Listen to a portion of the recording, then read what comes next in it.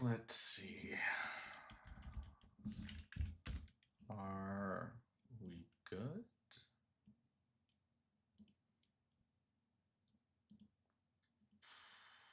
We should be. All right. There we go.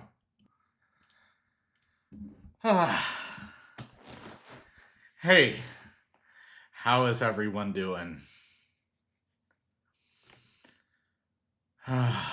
What a week it has been, let me tell you. Well, last few weeks, to be honest, but this week especially. Hey, Christy, it's good to see you here. I don't even know where to begin.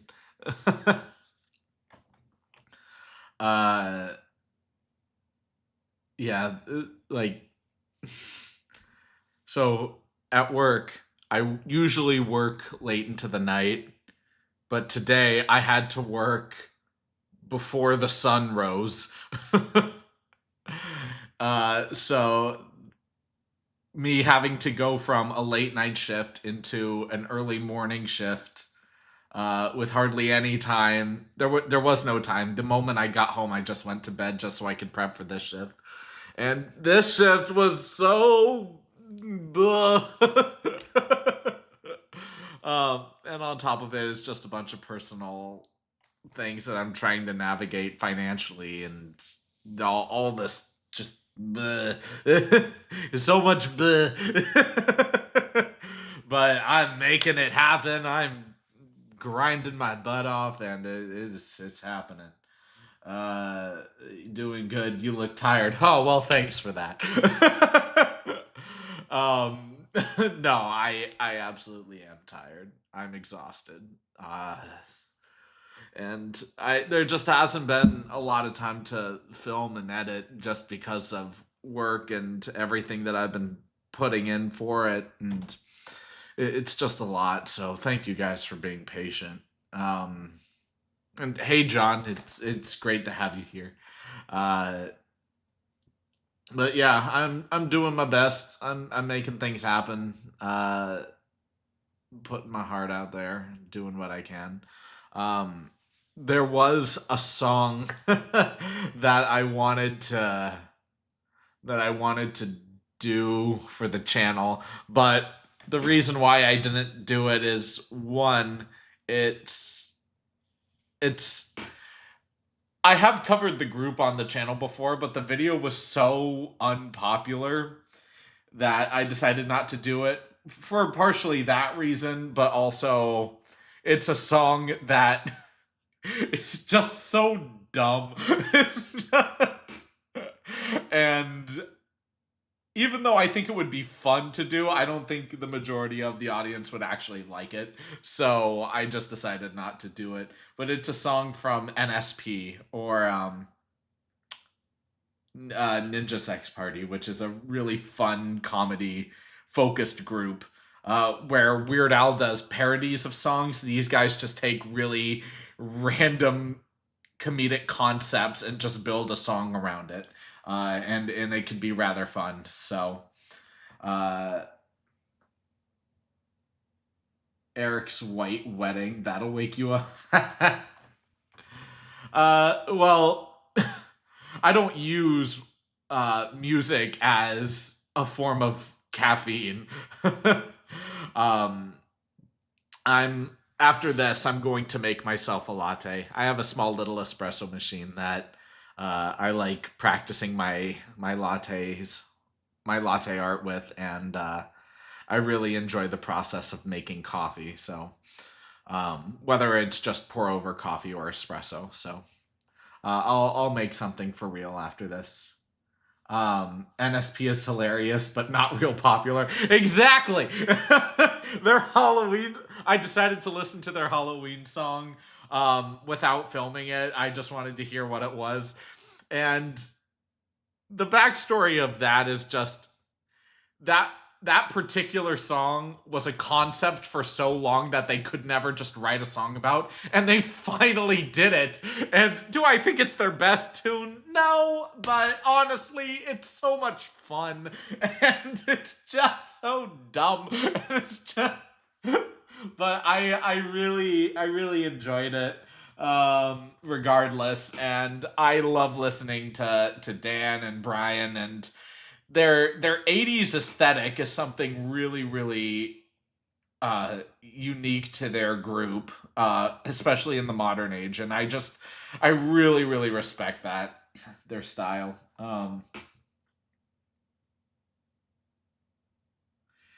Dan covered NSP songs that are really good and really funny. Interesting. I should look into that. The only NSP song I have on the channel is oh, which one was it? I think it was Mansion Party. I love that tune. You should react to Eric's Wheel of Fortunes, where he spins a wheel for a topic, then a genre. His disco song about pizza is fun. Yeah, I've heard about that one. Um,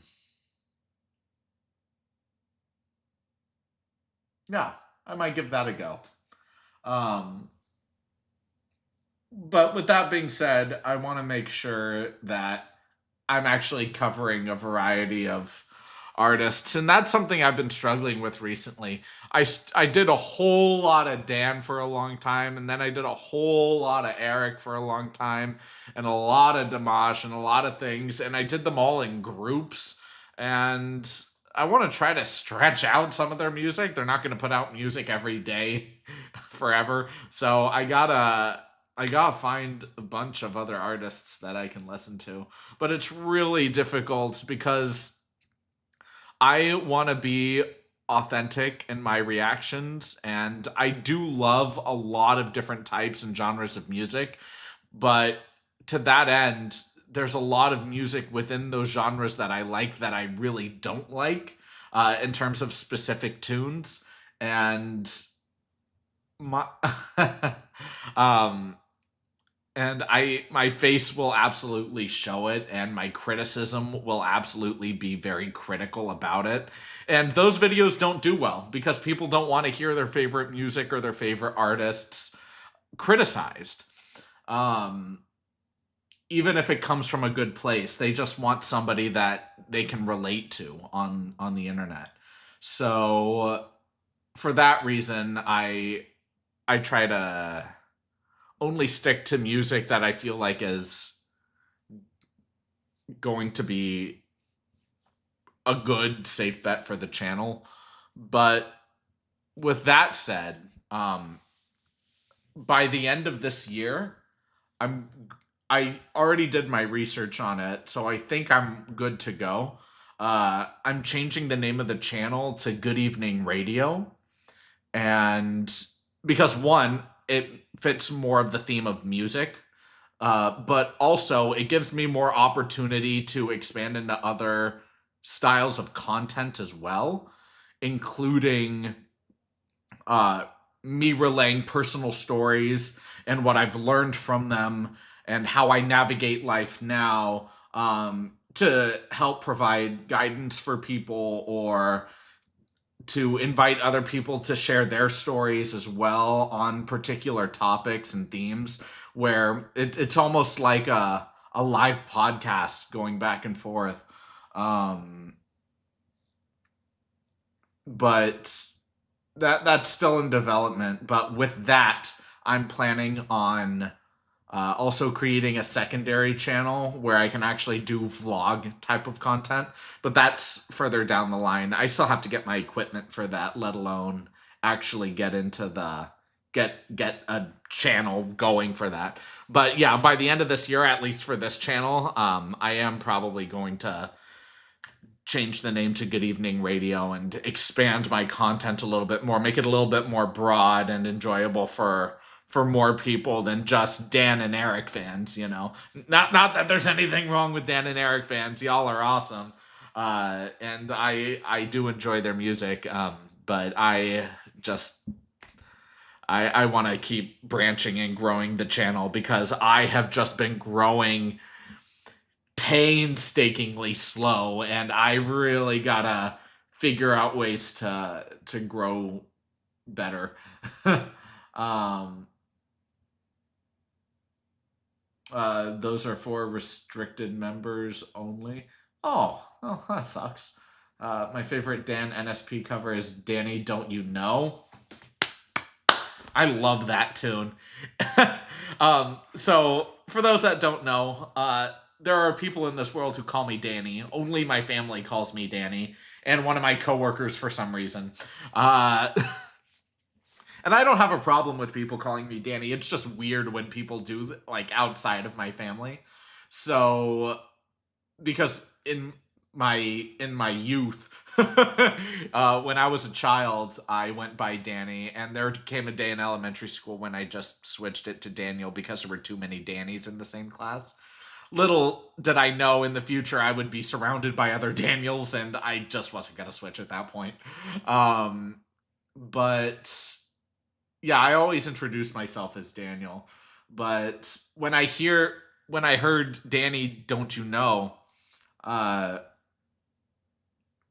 like it's Dan recalling his story, his youth, and having a good time with it and being fun and funny and just really out there, and I love that. But hearing Danny specifically to me recalling to my youth, and transitioning into an adult, there were a lot of similarities, and it really hit hard to me. And on top of it, the song itself is so good. It's so good. I love the tune, the aesthetic, the vibe. It's just so much fun, and I really dig that tune. Danny Don't You Know is probably NSP's masterpiece, to be honest. It's so fun. Uh, they didn't, Christy, they didn't used to be. I watched them when I was just a subscriber. Oh, that's awesome. Okay, then I'll give that a go then. Um, he did a beautiful cover of Zombie that he'll release in a couple weeks. Okay. Well, I'll be sure to give that a listen then. It is a little late for zombies though, you know. We're in the Thanksgiving uh festivities now, but you know, if people are willing to listen, I'll give it a listen. Uh he and Jonah did an amazing job on those. Oh, okay. Okay. Yeah. But with all of that said, uh oh my gosh. um who is contacting me? Stop it. Uh wait, what?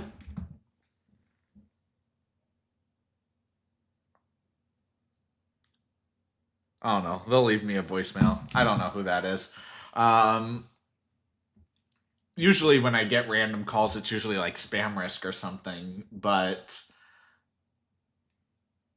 this one was just an acronym. So I don't know. But anyway, we're here, we're vibing. Tell me what's happening in your guys' life. Um, what are things that you guys love to do, and let's get the ball rolling on that.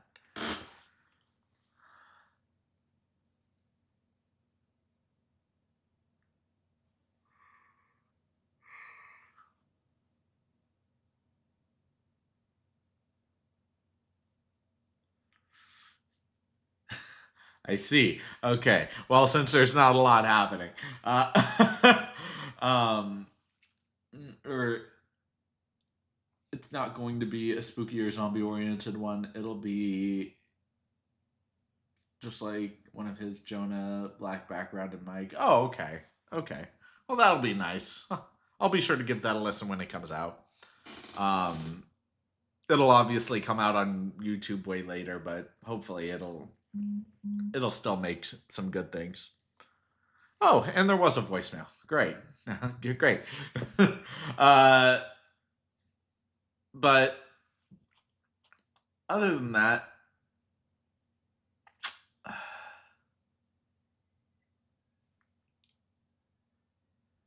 sorry, I'm still trying to collect myself. This last like few weeks have been just so taxing. Um, but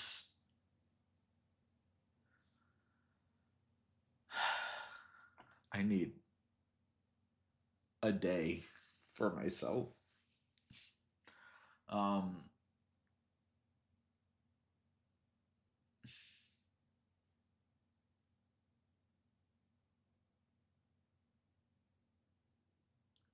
what other types of groups are you looking to react to? Um,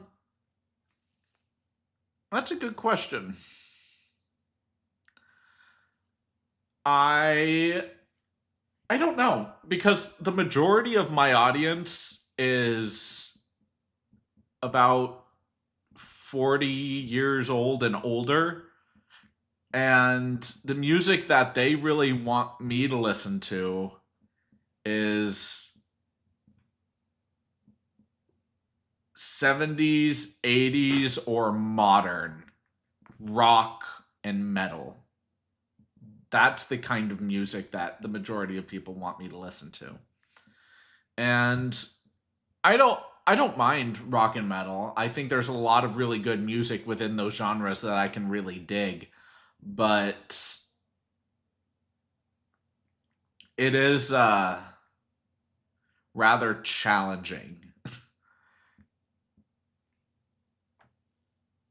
uh sticking with those genres because the music that I listen to on a regular basis is music that I never feature on the channel ever. Um, because the music that I really enjoy listening to is lo-fi and synthwave and handpan music. Um, really chill, really relaxed, good vibes, a little synth and techno style house music I can really dig. Some house music. But all in all, I just really like music that I can vibe with. Um, there's a lot of times when I'm actively engaging in work, then I'll listen to classical music.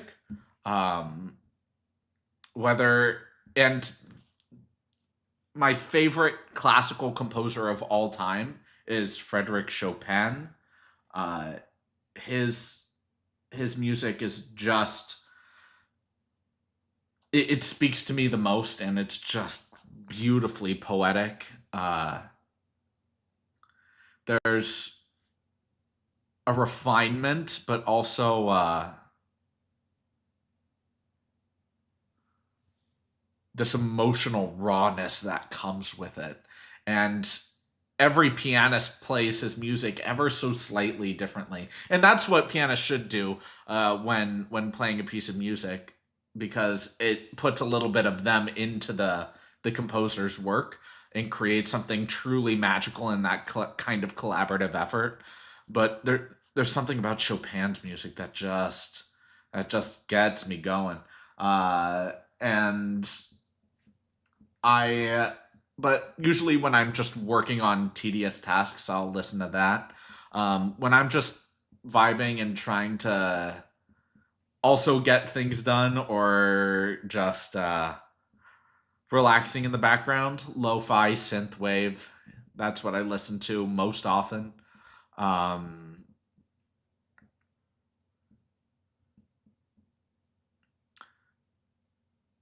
I don't get the opportunity to play a lot of games anymore, but when I do, I have a list of just random everything, and uh, that list can have a group I featured on the channel once before, Moita. They are a German live techno band. I did on the channel. I did their song "Hey Hey," and I couldn't do them again because they have heavily copyrighted uh, music. But I loved listening to them, so I listened to them. I listened to Avi Kaplan. I listened to Eminem. I think Eminem is an incredible artist. The things he does with rap music is mind blowing. It's so like rhythmically technical, and he's so skillful and refined while also being so uh so wild and raw and crazy in his lyrics. And his repartee is just uh absolutely insane, and he's really wild, and I really like that wild energy while putting that wild energy through the lens of refinement towards his craft. Yeah, he's an exceptional musician. Um, what else? Mystery Skulls covered one of their songs. Didn't Wasn't popular and also hit with copyright. I do like listening to Home Free now and again. Can't do their tunes. Their music is also heavily copyrighted. Um, let's see.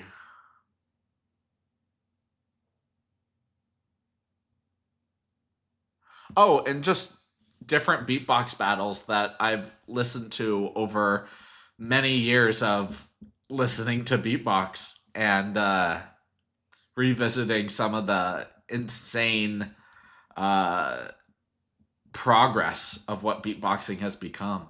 Um, I listen to well-known beatbox artists, Beat Pella House, Wing, etc., Collapse. But I also listen to lesser known beatbox artists. I really love listening to Elise. I've been listening to his routines recently, and he hasn't put anything new out in the last several years, but his routines are just mind blowing. I still cannot even somewhat replicate his performances. They're just so good. And I really, really dig his very technical style. My style is not technical at all. It is there are elements of technicality in it, but it's more music focused. So hearing someone master a really technical style, him, Alem, even Skiller has a lot of really good technical styles, and it's just so good.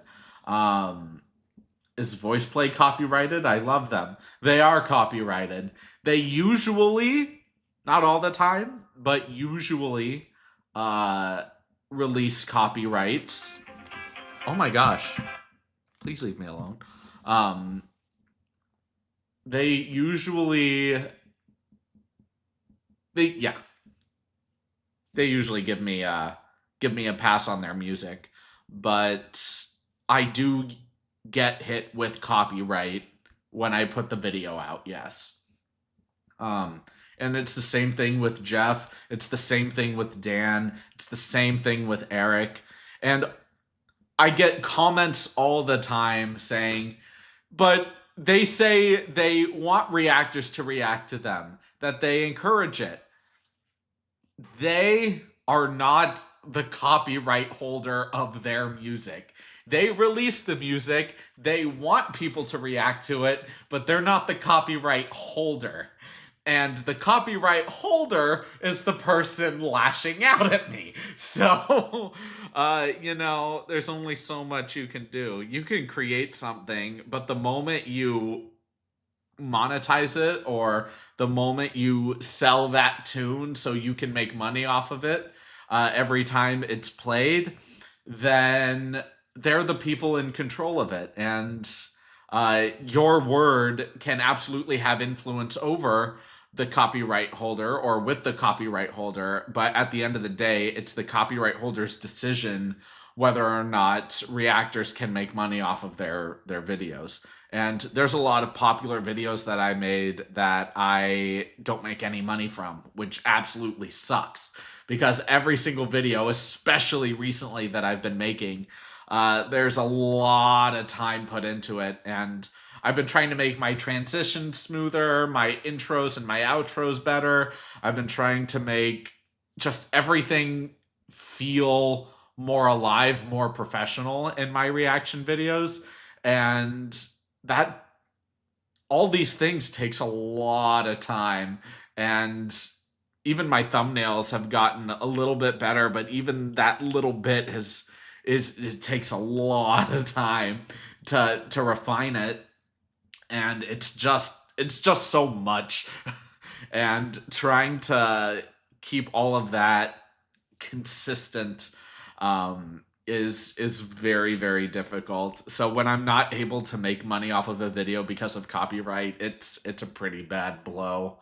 But and that's part of the reason why I want to try to make other types of content as well, so I don't have to rely on music reactions, because music is just impossible to get through when it comes to copyright, especially with my format of videos, which is solely for my audience.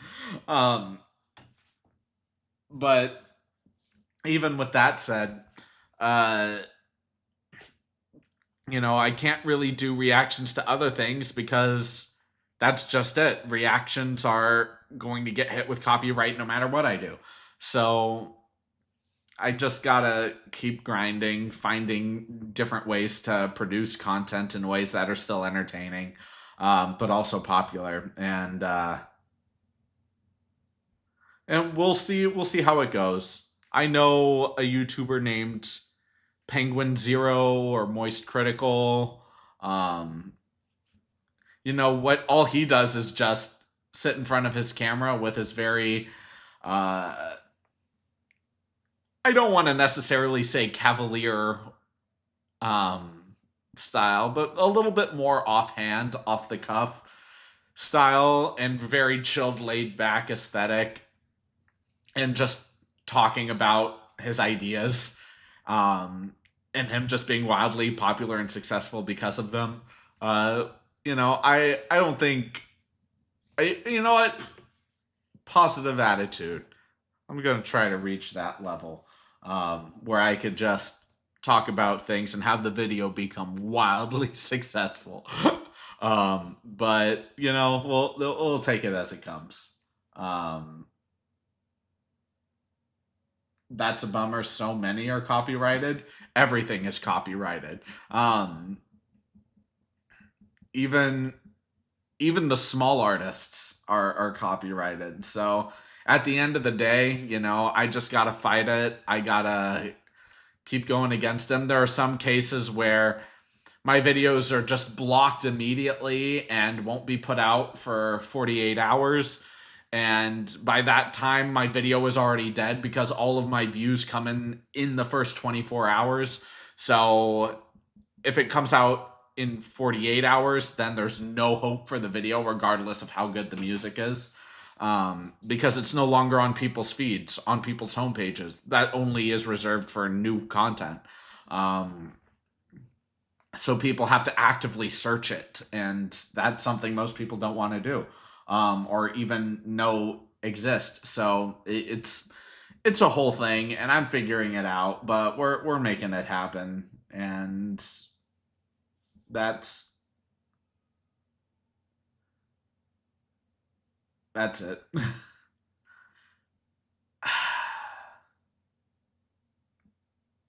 But you know, I do think the videos I have in my mind are going to get to a good place. Like, I think, yeah. When I transition to Good Evening Radio, I think being able to transition into different types of content is going to help bolster the channel a little bit. Um, Completely off topic, but I went to Oklahoma last month and saw Stevie Nicks in concert. She was amazing, even at 77 years old. This was my third time seeing her live. That is awesome. I actually got a new coworker recently, and I asked her what kind of music she likes, and she was saying she really loves 70s and 80s rock. Um,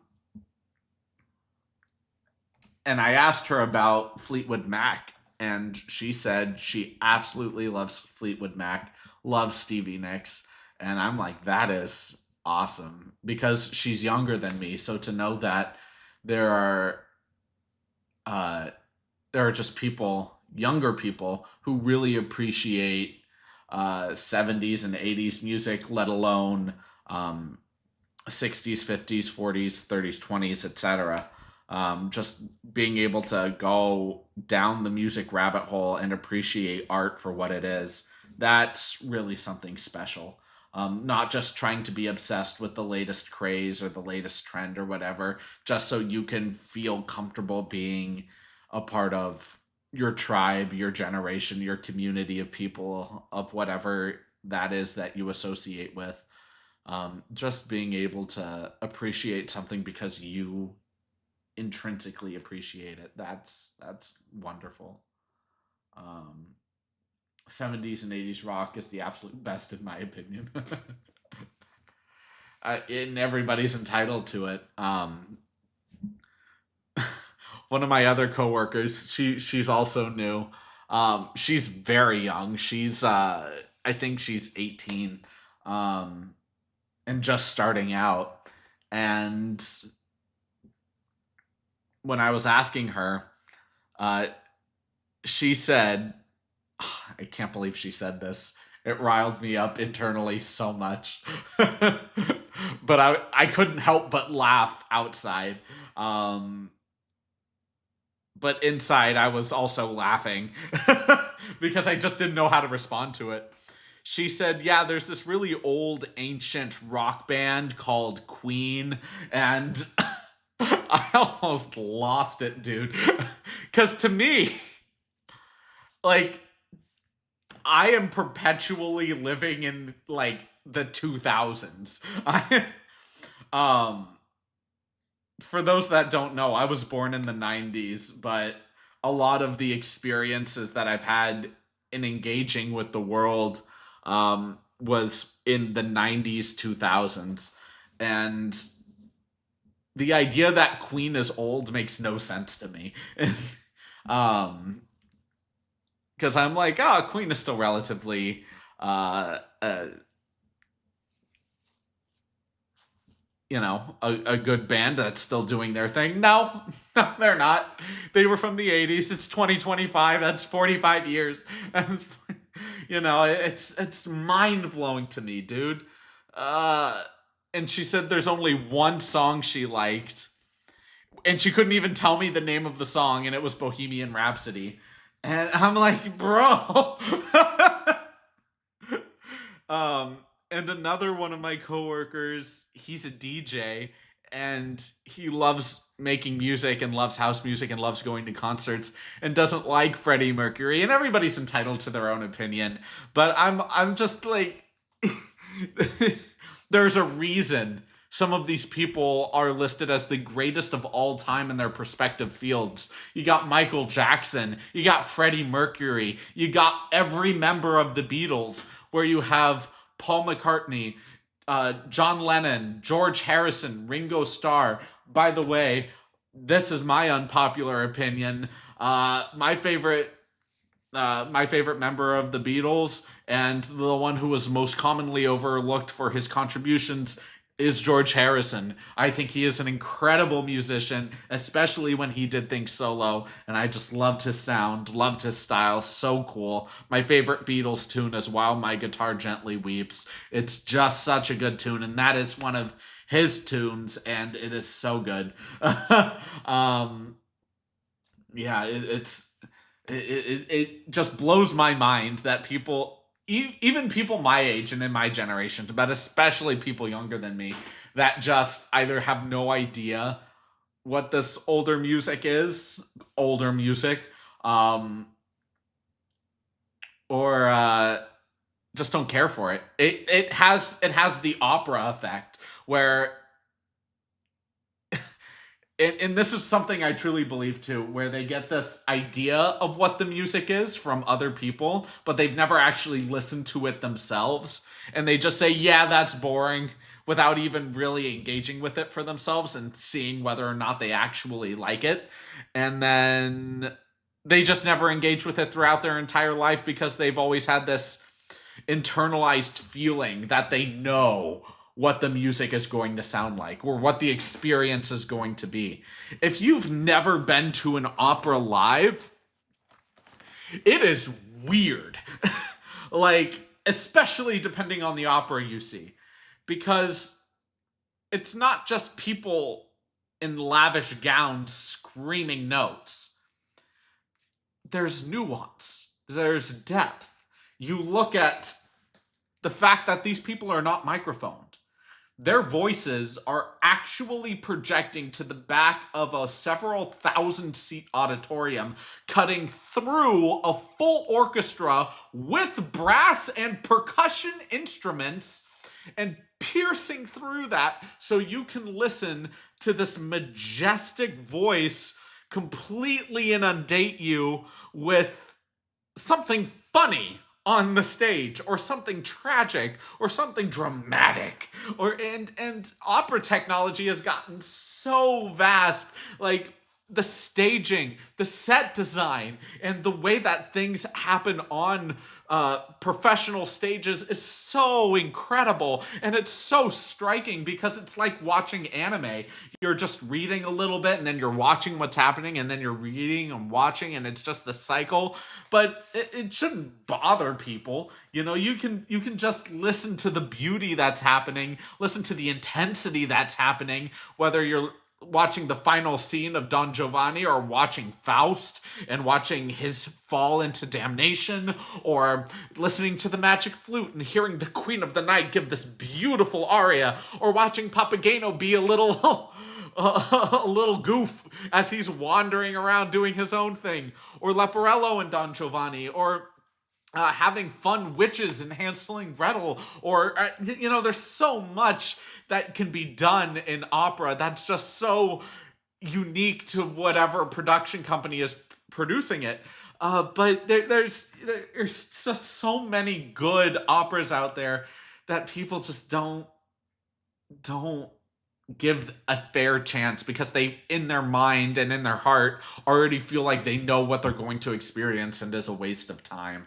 And that's so sad. And I think that's what's happening with a lot of music of not the distant past, but more of the recent past. Music like Michael Jackson, music like Queen, the Beatles, etc. Because people just get this idea that they know what it is, but will never really engage with it because they're just like, why would I engage with that when I have Modern List? So, you know, it, and I get it. I really do. Because when I was growing up, my parents pretty much ensured that I only listened to uh, either the Beatles, the Beach Boys, like classic rock from the 50s, 60s, and 70s, or classical music, and that was it. And I didn't really get to experience other types of music until I went to college. And I kind of dabbled in trying to listen to other types of music when I was in middle school and high school because I heard other kids listening to it, but I never really understood any genre outside of classic rock and classical. Um, so, and when I say classical, I use that as an encompassing term of Baroque, Romantic, etc. But it's, I genuinely believe people will be better off if, instead of listening to what, and this isn't just applied to music, this is applied to life and to people, human beings, that if you went out into the world and you heard a rumor about someone that you shouldn't talk to this person, they're dangerous, they're unscrupulous, they're X, Y, and Z, and that's all based off of rumors and hearsay, anecdotes, if you will, being able to discern for yourself, knowing that you're strong enough to pull yourself out of an uncomfortable situation. Or you might find something really beautiful about them that everybody else just wasn't able to see.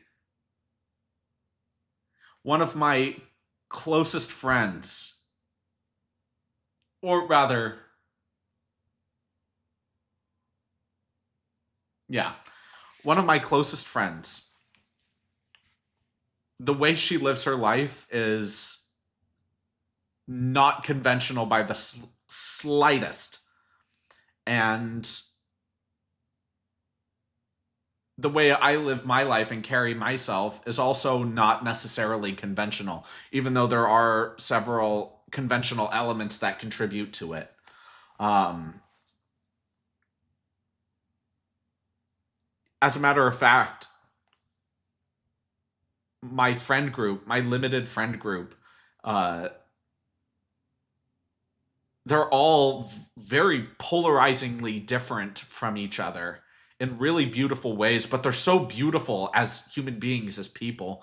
And I just have so much love and respect in my heart for all of them, because of the way that they treat other people. And even though the way they live their lives is can at sometimes be antithetical to the way that I carry myself and the things that I've come to value, I still see them for the people they are, and they're so rich in life experience and so beautiful. And I love being able to talk with them and communicate with them, even if the way that they carry themselves or their values are antithetical to mine. And being able to take that concept and apply it to all facets of life, I think is just so important. Be able to discern for yourself, think for yourself. Don't think through your generation or through others. You have a brain, you have critical thinking prowess, so apply it. I need to catch up. Uh there were lots of younger people at the concert, and that made me happy. I'm really glad to hear that. Um, I also think the 80s was 20 years ago. Exactly. Exactly.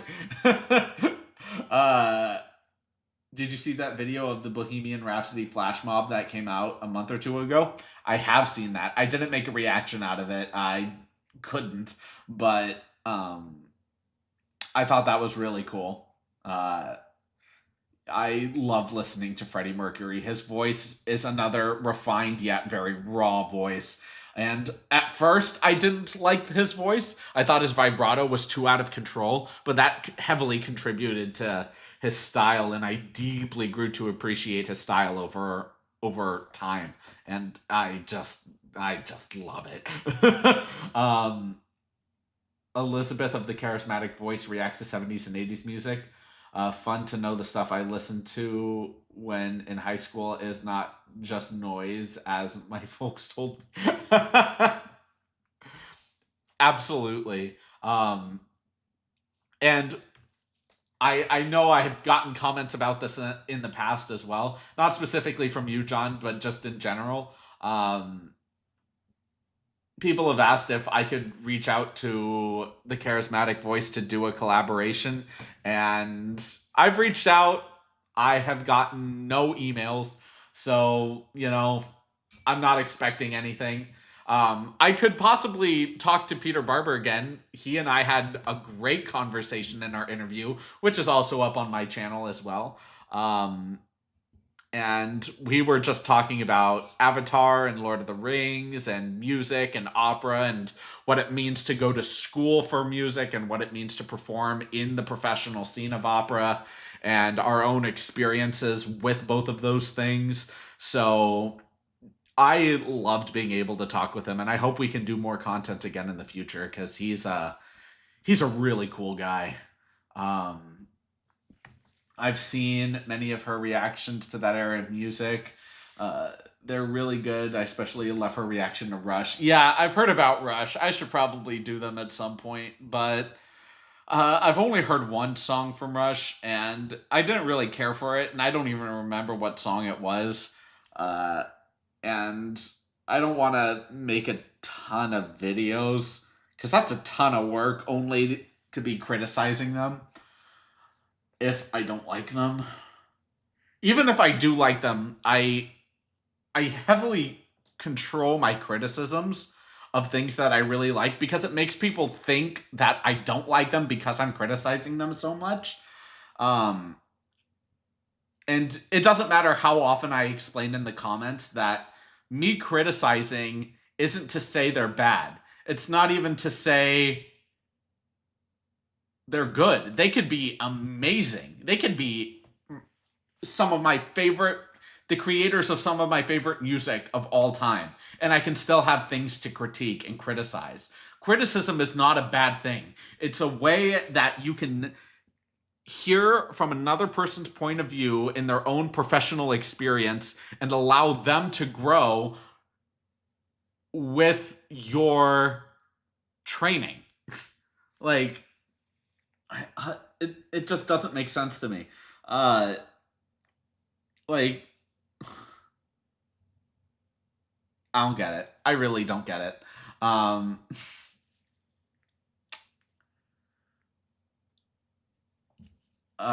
you wrote something in French. Let me translate that because I cannot speak French. I know barely its diction, but glad to see and hear from you. Oh, thank you. Likewise. Um, did I contact Sir Hairless? I did, and he actually contacted me back. He said, and I'm abridging his email back to me.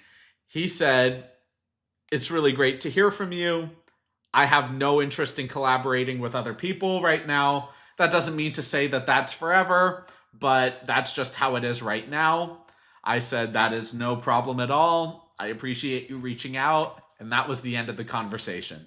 So Sir Hairless is a no for right now. But I definitely gave it my good old college try. His channel would be a cool, yeah. I did my best on it, but you know, if someone doesn't want to do something, they're not going to do it. But even then, like, I've even reached out to Marco. Marco, he's an opera singer that does video game music, reacts to video game music, and I heard nothing from him, and I don't expect to hear anything from him. So you know, it is what it is. Maybe if you shaved your head, I'm kidding. You know, we'll see. And I know that's a joke. And I've said this in early videos, and I don't usually bring it up that often, but you guys might be able to tell. I don't have a lot. You know, I have a bed. You know, those blue bins are literally my dresser. um, because even though I'm trying to warm up into owning things, um, I don't like having a connection to material goods. And that's part of the reason why I shave my beard, because I don't want to grow a connection to it. And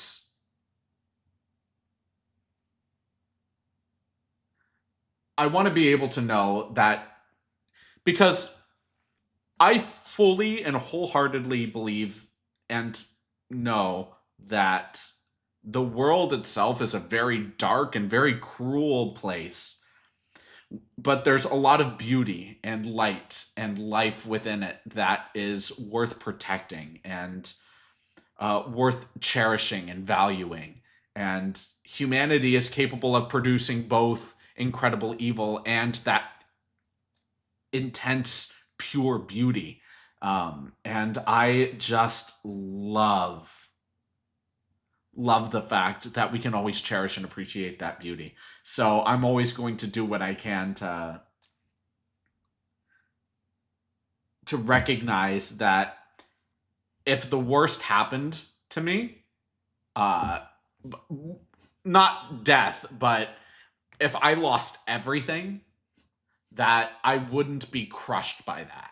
That I would be able to go on living my life and seeking out the rich moments of beauty from the world. And that's the main reason why I don't have a lot. Um,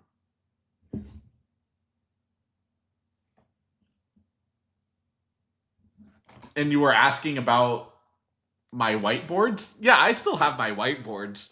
And I still read from them.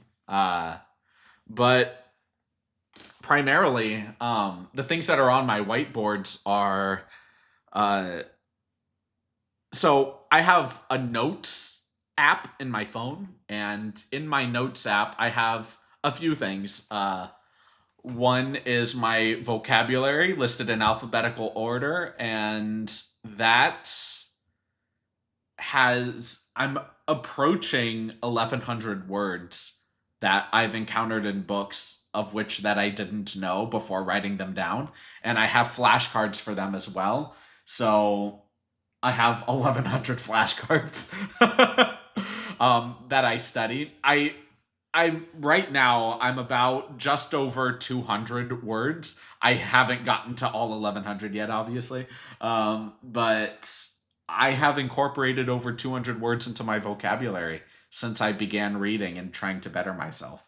So with that, uh, that's one page, and my other page is just general thoughts and wisdom that I've acquired over the years, either things people have said to me and I'll quote that, and then I'll provide my thoughts right after it, as to how I think about it, and then I'll revisit it several months later to see if I still think that same way or if that thought has evolved into something new. um, I'll It's also really interesting to see what I really valued at certain moments in time in my life.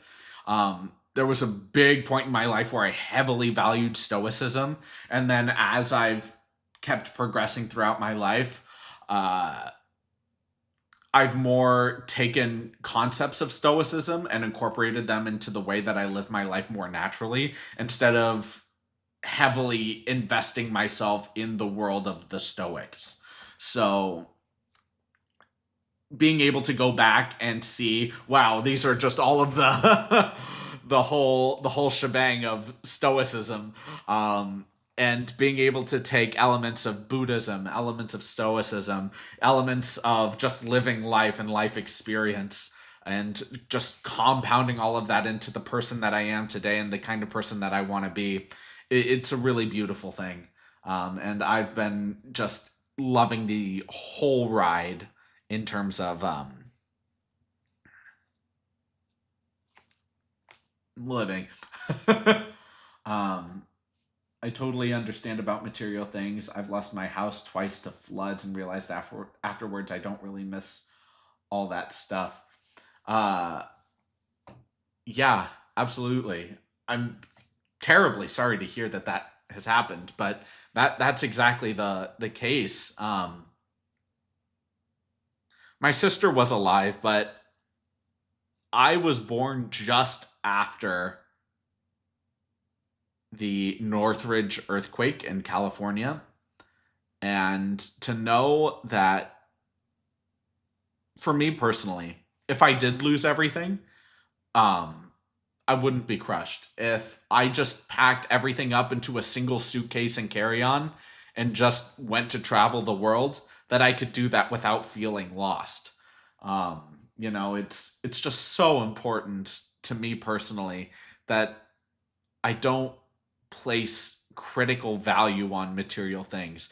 And there is a little bit of hypocrisy in that for me personally, because there is one material good that I have that I cherish. And it means nothing to anybody else in the world, but to me, it's priceless. And it's and I don't like the fact that I have so much weight and value in that one good, but it I can't shake it. um, so I limit it to that one thing, and I ensure that when I go out into the world, that I am engaging authentically, I am engaging sincerely, that there is going to be a certain distance that I have from people. I've been conned and I've been conned by people too many times, and all people, uh, go out into the world always to serve their best interest, which I completely understand. But even the people who go out into the world in service of others are doing it because that service makes them personally feel good. They wouldn't do it if it made them feel truly miserable servicing others. Like, you could do it at your inconvenience and that could be annoying, but if the feeling you get helping people makes you feel good, then in a way it's self-servicing, even though you're helping other people. Um, so it's just a matter of how you provide genuine good to others, what it is you're actively pursuing. Like, when people provide the concept of you should never pursue or want to pursue power or want to pursue money, I heavily disagree with that. Um, because the pursuit of power essentially means you are pursuing a sense of control and foundation in your life, of which, when your environment tries to rattle you and knock down your house of cards, instead you are firmly planted and are able to withstand the storm and are able to even build when others are trying to break you down as a form of strength. And the stronger you appear to yourself and to other people, the more people will want to follow you and get some of that strength that you're manifesting for yourself for themselves. And they might try to leech a little bit of that off of you, but you are so strong and so powerful in your own regard that that means nothing, that you're utilizing their desire to be around you for your benefit, while you are providing for their benefit of being around that strength, and they can go off into their lives and manifest that same level of strength. And the same is true for money. Money provides opportunity. It doesn't provide anything beyond that. You go out into the world and you have a base foundation of money where you are able to afford lodging or housing, and you are able to afford food and sustenance, able to keep it's Maslow's hierarchy of needs. You have your physical foundation set, and now you can actually start building higher and higher and higher. And the more freedom that you have, freedom of your time, and the more that you're not latched down into one particular thing but are able to explore the world more freely, um, money provides that opportunity to be able to do that. And that's something that I try to achieve with this channel, with the beautiful corollary that I get to create an audience of beautiful thinkers, of people that really enjoy listening to music, people that enjoy hearing a differing perspective from other reactors, and that's magical to me. And I love hearing things like that. Uh, Sorry, let me get back to this. Hi, Daniel. Angelo here. Long time not seeing you. It's great that you're here. Thank you so much for being here. Um, yeah, and I'm sorry it's been a minute. Last thing I put out was Halloween, and I just had no time this last week. I'm so sorry. I'm really doing everything I can, but if you can't tell from my face, I am so exhausted, and I've had not a single day to myself for the last several weeks, probably months at this point. Um, and I'm just so tired, dude. But I have to get more work done after this, so I'm going to probably make myself lunch and then um, make myself a latte and just keep pushing. Um, and John, I think you asked me about the earthquake of '98. Yeah, I was alive during then, but I wasn't living in San Francisco at that time, so it didn't hit me personally.